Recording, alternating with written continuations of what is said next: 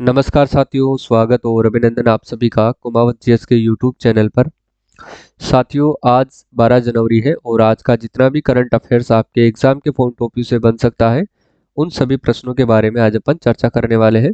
और क्लास को शुरुआत करने से पहले कल मैं जो आपको प्रश्न पूछा था उसका आंसर मैं आपको बताऊं। कल का जो आंसर प्रश्न था आपके सामने कि हाल ही में प्रदेश के किस जिले में दूसरा स्पोर्ट्स स्कूल खोला जाएगा, तो वो जोधपुर के अंतर्गत खोला जाएगा। ठीक है, इसका सही आंसर था जोधपुर, और जिसने भी जोधपुर बताया उनका बिल्कुल राइट आंसर था। ठीक है, आज भी आपको दो प्रश्न पूछे जाएंगे जिनका आंसर आपको खुद को कमेंट बॉक्स में देना है, और वो प्रश्न इन्हीं क्लासों में से पढ़े हुए प्रश्न होंगे। ठीक है, तो सभी को उसका आंसर बताना है। और शुरुआत करते हैं आज की क्लास की। आज साथियों युवा महोत्सव, राष्ट्रीय युवा महोत्सव मनाया जा रहा है, और 12 जनवरी के दिन स्वामी विवेकानंद को मान करके राष्ट्रीय युवा महोत्सव मनाया जाता है। और ये कहाँ पर मनाया जा रहा है इनके बारे में भी डिस्कस करेंगे, और इसकी थीम क्या रखी गई है उस पर भी अपन डिस्कस करेंगे। ठीक है, तो राष्ट्रीय युवा महोत्सव कब मनाया जाता है, तो ये 12 जनवरी को मनाया जाता है। कब मनाया जाता है? ये 12 जनवरी को ये मनाया जाता है। ठीक है, इसके बाद देखिए, यदि ये किस क्रम का है, तो ये 26वें क्रम का राष्ट्रीय युवा महोत्सव 2023 का जो उद्घाटन है वो प्रधानमंत्री स्वयं कर्नाटक के हुबली के अंतर्गत किया था। कहाँ पर किया है इसका उद्घाटन? तो ये कर्नाटक के हुबली में किया है, और ये मना भी कहाँ रहे हैं, तो ये कर्नाटक हुबली के धारवाड़ के अंदर मनाया जा रहा है। ठीक है, इसका आयोजन कब से कब तक रहेगा, तो देखिए साथियों 12 जनवरी से लेकर के 16 जनवरी तक इसका जो आयोजन है वो कर्नाटक के हुबली धारवाड़ में किया जा रहा है। ठीक है, और इसकी जो थीम क्या रखी गई है, तो इसकी थीम है विकसित युवा और विकसित भारत के साथ इसका पर क्या किया जाएगा, वर्क किया जाएगा। ठीक है, यानी कि विकसित युवा और विकसित भारत की थीम पर इसे मनाया जा रहा है। 12 से 16 जनवरी तक ये मनाया जाएगा। ठीक है, अगला प्रश्न देखिए, इंपॉर्टेंट है।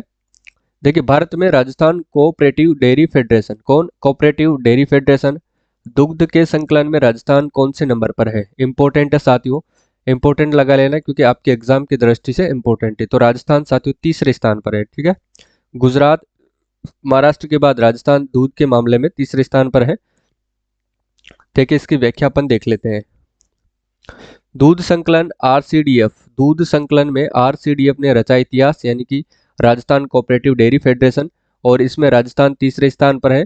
ठीक है, और एक ही दिन के अंतर्गत 50 लाख लीटर से अधिक दूध का संकलन कर राजस्थान को कोऑपरेटिव डेयरी फेडरेशन ने नया इतिहास रचा है। और जयपुर ने भी साथियों नया रिकॉर्ड बनाया है, एक दिन के अंतर्गत 26 लाख जो दूध है, 26 लाख लीटर दूध का संकलन करके। ठीक है, और इसकी जो देखिए आरसीडीएफ यानी कि राजस्थान कोऑपरेटिव डेयरी फेडरेशन की प्रशासक और प्रबंध जो संचालक है वो कौन है? वो है सुषमा अरोड़ा। ठीक है, अब देखिए भारत में दूध संकलन में गुजरात और कर्नाटक, सॉरी महाराष्ट्र में बोल दिया था, तो उसका सही देखिए कर्नाटक है, पहले नंबर पर है गुजरात, दूसरे पर है कर्नाटक। ठीक है, इसके बाद राजस्थान कौन से नंबर पर है? तो राजस्थान तीसरे नंबर पर है। ठीक है, पहले पर है गुजरात, दूसरे पर है कर्नाटक, तीसरे पे अपना राजस्थान, ये ध्यान रखिएगा। और आरसीडीएफ की फुल फॉर्म क्या है साथियों? तो राजस्थान कोऑपरेटिव डेयरी फेडरेशन। ठीक है, चलिए अगले प्रश्न की ओर चलते हैं। नेक्स्ट है आपके सामने, 11 से 17 जनवरी 2023 तक राजस्थान में कौन सा राष्ट्रीय सप्ताह मनाया जा रहा है? कब से कब तक? 11 से 17 जनवरी 2023 तक राजस्थान में कौन सा राष्ट्रीय सप्ताह मनाया जा रहा है? तो साथियों ये सड़क सुरक्षा सप्ताह जो है वो मनाया जा रहा है, और ये सड़क दुर्घटना को कम करने के लिए ये सप्ताह मनाया जा रहा है, और ये पूरे देश के अंतर्गत मनाया जा रहा है। ठीक है, अब इसकी व्याख्या देखिए आप। राजस्थान राष्ट्रीय सड़क सुरक्षा सप्ताह का जो शुभारंभ है वो कब से कब तक है? जोधपुर जिले के अंतर्गत राजस्थान के जोधपुर जिले में 11 जनवरी 2023 को बाइक रैली के द्वारा राष्ट्रीय सड़क सप्ताह का जो है वो शुभारंभ किया गया है। इसका शुभारंभ किस जिले से हुआ है? जोधपुर से। इंपॉर्टेंट है, ध्यान में रखना। ठीक है, अगला देखिए, राष्ट्रीय सड़क सुरक्षा सप्ताह 11 जनवरी 2023 से लेकर के 17 जनवरी 2023 तक चलेगा। इसके बाद देखिए एएसजी नेत्र चिकित्सालय समूह की ओर से सामाजिक सरोवर के तहत देश भर में स्थित सभी हॉस्पिटलों के माध्यम से राष्ट्रीय सड़क सुरक्षा जो है सप्ताह का यहाँ पर क्या किया जाएगा? 2023 जागरूक अभियान के रूप में मनाया जाएगा। ठीक है, ये ध्यान में रखना है।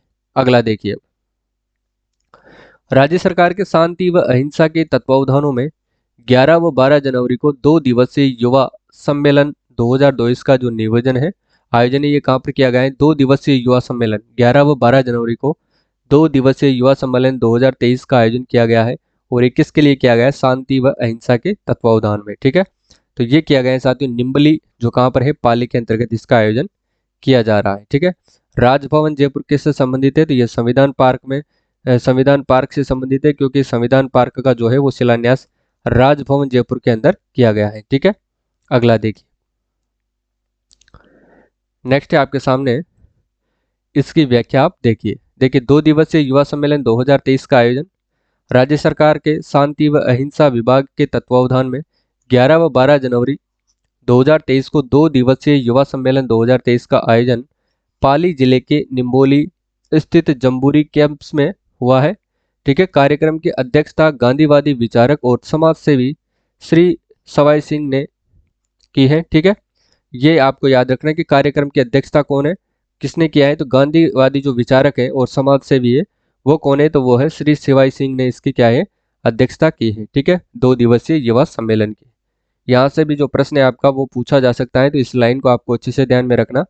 जिला प्रशासन, युवा मामले व खेल विभाग, स्काउट गाइड संघ और शिक्षा विभाग के सहयोग से आयोजित कार्यक्रम का उद्घाटन गांधी पीस फाउंडेशन के अध्यक्ष श्री कुमार प्रशांत ने किया है। ठीक है, ये ध्यान में रखना है।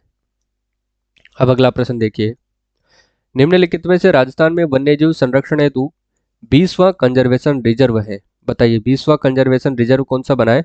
तो वो बनाए साथियों वाड़ाखेड़ा संरक्षित क्षेत्र शिरोई को ये बनाया गया है। ठीक है, बीड़ घास फूल या खुद संरक्षण ये भीलवाड़ा में है, और ये किस क्रम का है साथियों? तो 18वें क्रम का है। ठीक है, ये ध्यान में रखना। चलिए अगला देखिए, इसकी व्याख्या भी अपन आगे चल करके करेंगे।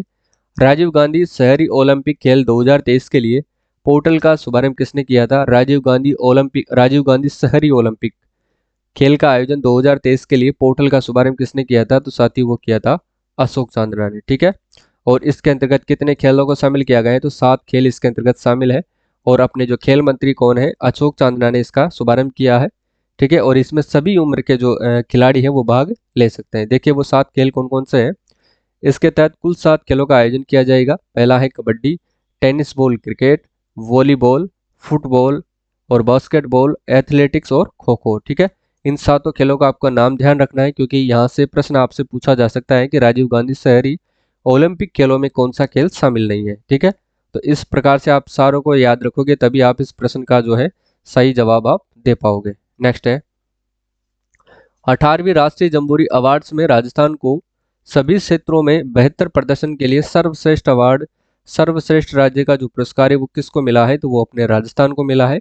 ठीक है, ये ध्यान में रखना है। अगला देखिए, व्याख्या भी देख लीजिए थोड़ी। देखिए 18वीं स्काउट गाइड जम्बूरी में राजस्थान को सर्वश्रेष्ठ राज्य का पुरस्कार दिया गया है। ठीक है, सबसे बेहतरीन प्रदर्शन के लिए सभी क्षेत्रों के अंतर्गत। सर्वश्रेष्ठ स्काउट के लिए national commissioner shield for scouting और सर्वश्रेष्ठ गाइड के लिए national commissioner shield for guide, दोनों ही श्रेणियों में अवार्ड राजस्थान को दिए गए हैं। ये ध्यान में रखना है। और 18वीं स्काउट गाइड जम्बूरी का शुभारंभ कब हुआ था? 4 जनवरी 2023 को। और इसका समापन कब होता है? तो 10 जनवरी 2023 को समापन होता है। डेट याद रखना है, प्रारंभ की और समापन की। 4 से 10 जनवरी तक इसका क्या होता है? प्रारंभ और समापन। ठीक है, आयोजन किया गया था 4 से 10 जनवरी 2023, क्योंकि ये डेट भी इंपॉर्टेंट हो जाती है। नेक्स्ट क्वेश्चन है आपके सामने। देखिए, रणथंभौर नेशनल पार्क में 10 जनवरी 2023 को पेट की बीमारी और दूसरे बाघ से संघर्ष में घायल किस बाघ की यहाँ पर मौत हो गई है? तो वो कौन सा है साथियों? वो है बाघ T57 की यहाँ पर मौत हो गई है। किसकी वजह से? पेट की बीमारी की वजह से। ठीक है, ये ध्यान में रखना है, क्योंकि यहाँ से भी आपको प्रश्न पूछा जाता है। और किससे, और वो कौन सा बाघ था जिससे इन्होंने संघर्ष किया था? वो था साथियों बाघ T123। ठीक है, यानी कि 123 जो बाघ था, T123 बाघ से संघर्ष करते हुए इसकी क्या हो जाती है? मौत हो जाती है। ठीक है, अब देखिए रणथंभौर में कुल बाघों की संख्या कितनी रह गई है? 74 रह गई है। ठीक है ना, जिसमें से 22 तो नर है, 30 मादा है और 22 शावक है। 22 नर, 30 मादा और 22 शावक इसके अंतर्गत रह गए हैं। और बाघ 57 की मौत हो गई है, और इन्होंने संघर्ष किया था बाघ T123 से। ठीक है, नेक्स्ट देखिए, निम्नलिखित में से राजस्थान में वन्यजीव संरक्षण हेतु 20वां कंजर्वेशन रिजर्व है। बताइए, 20वां कंजर्वेशन रिजर्व है। अभी देखा था वाड़ाखेड़ा संरक्षित क्षेत्र शिरोई। कौन सा? वाड़ाखेड़ा संरक्षित क्षेत्र शिरोई। इसके बाद देखिए इनकी व्याख्या देखते हैं। अब देखिए साथियों 19वां कौन सा है? 19वां जो कंजर्वेशन रिजर्व है वाघ दर्रा क्रोकोडाइल संरक्षित क्षेत्र जो उदयपुर में है। और 18वां कौन सा बना है? तो 18वां कंजर्वेशन रिजर्व बना है बीड़ घास फूल या खुर्द संरक्षण रिजर्व जो कहाँ पर स्थित है, ये भीलवाड़ा जिले के अंदर बना है। ठीक है, इसके बाद देखिए 17वें की बात करते हैं। 17वां कंजर्वेशन रिजर्व शाहबाद तलहटी कंजर्वेशन रिजर्व जो 12 में है। और 16वां कंजर्वेशन रिजर्व कौन सा बना है, तो रणखार के जंगल में बना है, ये जालोर जिले के अंदर। ठीक है, इसके बाद बनता है 15वां कंजर्वेशन रिजर्व जो कि शाहबाद के जंगल 12 के अंदर ये बनाया गया है। ठीक है, अगला देखिए प्रश्न संख्या अगली जो है कि 33वां पश्चिमी राजस्थान उद्योग हस्तशिल्प उत्सव का जो आयोजन है वो प्रदेश के कौन से जिले में किया जा रहा है। पश्चिमी राजस्थान उद्योग हस्तशिल्प की अपन बात करेंगे तो ये जोधपुर जिले के अंदर आयोजन किया गया है। ठीक है, अगला प्रश्न देखिए अब, राजस्थान का पहला अल्ट्रा थर्मल पावर प्लांट किस जिले में लगाया जा रहा है। अल्ट्रा थर्मल पावर प्लांट की अपन बात करेंगे तो ये साथियों दानपुर बांसवाड़ा के अंदर लगाया जा रहा है। कौन सा अल्ट्रा थर्मल पावर प्लांट, ध्यान रखना दानपुर बांसवाड़ा में। अगला प्रश्न है देखिए, हाल ही में राजस्थान उच्च न्यायालय ने राज्य के किस दुर्ग को संरक्षण देने का इन्होंने आदेश दिया है। तो सोनार दुर्ग को संरक्षण देने का इन्होंने आदेश दिया है, किसने, राजस्थान हाईकोर्ट ने। नेक्स्ट देखिए, हाल ही में प्रदेश के कोटा जिले में 8 जनवरी 2023 को युवा शक्ति संवाद कार्यक्रम का आयोजन हुआ और इसके मुख्य अतिथि कौन थे साथियों, तो वो थे डॉक्टर निर्मला सीतारमण। ठीक है, और ओम बिरला। ओम बिरला कौन है, अपने राजस्थान के अपने संसद के लोकसभा अध्यक्ष हैं, ये ध्यान रखना। ठीक है ना, लोकसभा अध्यक्ष है कौन, ओम बिरला।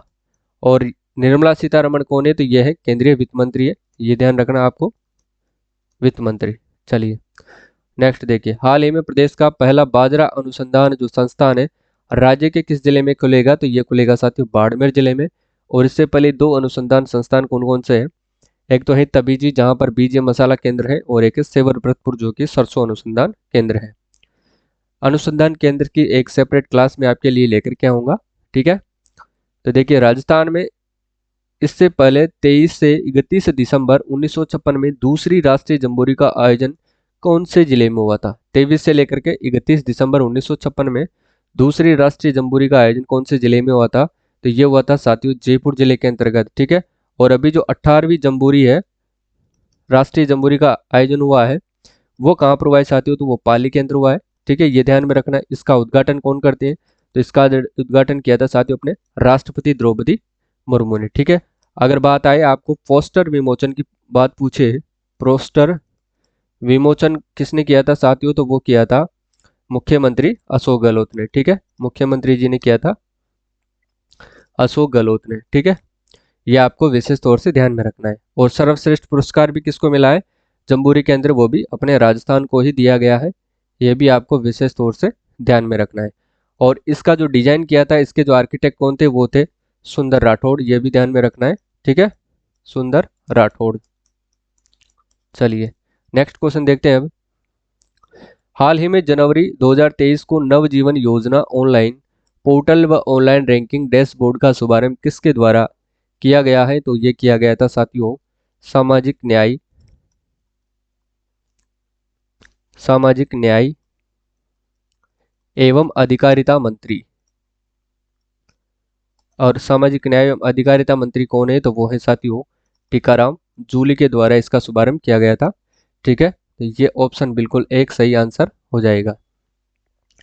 अब देखिए नेक्स्ट क्वेश्चन है आपके सामने, चिकित्सा विभाग और विश्व स्वास्थ्य संगठन के सहयोग से बीपी व शुगर के मरीजों की लगातार मॉनिटरिंग के लिए किस पायलट प्रोजेक्ट की शुरुआत की गई है। तो इनकी शुरुआत किसके लिए पायलट प्रोजेक्ट की गई है, तो वो है साथियों हेल्थ पासपोर्ट प्रोजेक्ट की। किसकी, हेल्थ पासपोर्ट प्रोजेक्ट की जो है वो शुरुआत की गई है, हेल्थ पासपोर्ट